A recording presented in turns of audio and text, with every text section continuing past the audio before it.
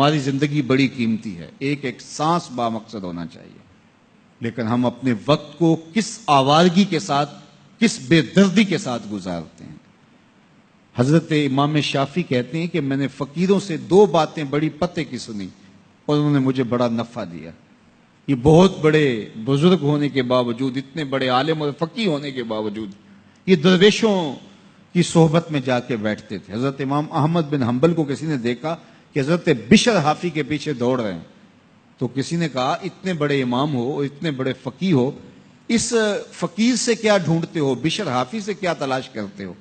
تو حضرت امام احمد بن حنبل نے کہا کہ احمد بن حنبل جس رب کو مانتا ہے، بشر حافی اس رب کو جانتا بھی ہے۔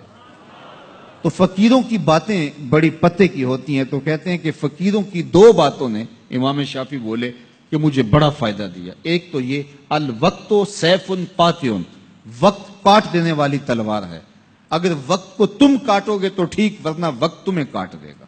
اب تمہاری مرضی ہے کہ وقت کے گھوڑے پہ تم سوار ہو کے اپنی مرضی سے وقت کو چلاؤ، یا پھر تم وقت کے رحم و کرم پہ ہو اور اس کی موجیں تمہیں جس سمت چاہیں بہا لے جائیں۔ اب تمہارا اختیار ہے کہ تم اپنا وقت کیسے گزارتے ہو۔ دوسری بات جس نے مجھے بڑا نفع دیا وہ یہ کہ اپنے آپ کو نیکی کے کاموں میں لگا دو، ورنہ نفس تمہیں برائی کے کاموں میں مشغول کر دے گا۔ اپنے ارد گرد تانا بانا ایسا بن لو، اپنے حالات ایسے بنا لو، اپنی دوستی ایسی وضع کر لو کہ تم نیکی کے ماحول میں رہو، ورنہ شیطان برائی کے اندر مبتلا کرنے میں دیر نہیں کرے گا اور نفس تمہیں جو ہے وہ شر میں مبتلا کر دے گا۔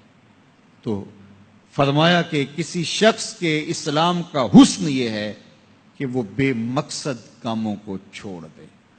ہم تو بعض اوقات بیٹھتے ہیں تو گھنٹوں بے مقصد بیٹھے رہتے ہیں اور قیمتی سے قیمتی وقت ضائع کرتے ہیں۔ حضرت اویس کرنی رضی اللہ تعالیٰ عنہ کو حضرت عمر رضی اللہ تعالیٰ عنہ اور حضرت علی المرتضیٰ رضی اللہ تعالیٰ عنہ ملنے گئے، حضور کا سلام دیا، حضور کا پیغام دیا، اللہ اکبر۔ تو ویسے کرنی تو تڑپ گئے نا، چشمان سے آنسو ہیں اور بار بار پوچھتی ہیں میرے حضور کے لبوں پہ میرا نام کیسے آیا تھا۔ حضور نے کہا تھا نا کوئی اویس بن عامر کو ملے اور میرا سلام دے اور اس سے کہے کہ میری امت کی بخشش کی دعا کرے، اللہ اکبر۔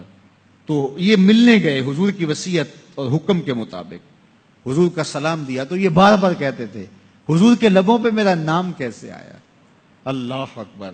تو جب یہ تڑپ دیکھی تو کہا اتنی محبت اور اتنا پیار تو حضور کو ملنے نہیں آئے، حضور کو دیکھنے نہیں آئے۔ تو حضرت اویس کرنی فرمانے لگے تم نے میرے حضور کو دیکھا ہے؟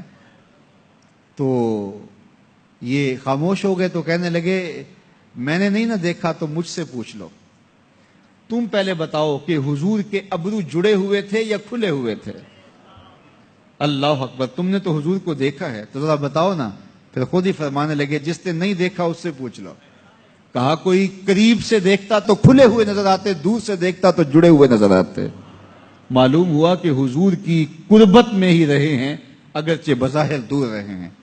تو یہ اتنے جلیل القدر صحابی ملنے گئے، کچھ دیر باتیں کی، اس کے بعد حضرت اویس کرنی نے ہاتھ بڑھا دیے، کہا اچھا آپ نے بھی آخرت کی تیاری کرنی ہوگی، میں نے بھی کرنی، اچھا حشر کو ملیں گے۔ اللہ اکبر۔ تو وقت بہت قیمتی ہے، کسی کے اسلام کا حسن یہ ہے کہ وہ بے مقصد کاموں کو ترک کر دے۔